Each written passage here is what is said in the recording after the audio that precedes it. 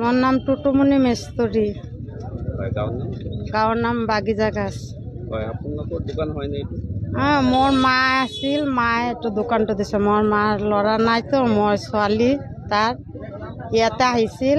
পিছত কয় মই ইয়াতে থাকিম তহঁতৰ ঘৰত, মই এটা দোকান দি দিয়ে। আগতে আছিল দোকানটো আমাৰে, পিছত কয় মোক খুলি দি মই থাকিম ইয়াতে দোকানটো কৰিম। তেতিয়া আমাৰ ডাঙৰ বাইদেউ আহিছে, কয় কি ব'ল মোৰ ঘৰত কৰে, তাতে গৈছে ফুৰিবা। অহা নাই যে 2 মাহ 3 মাহ হৈছে, মই মাতিছোঁ, কয় যে মই পূজাৰ পিছত আহিম।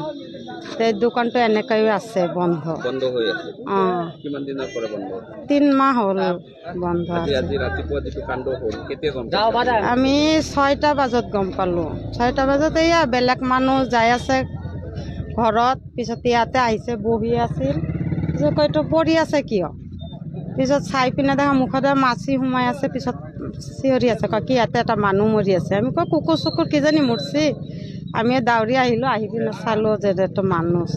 পিছত আচ পাছ মানুহক মাতিলোঁ, চালে, চাই পিনে কৈ আছে, কয় এইটোতো মৰছে। এতিয়া কি কৰিম, আমিতো মাইকী মানুহটোতো একো কৰিব নোৱাৰোঁ।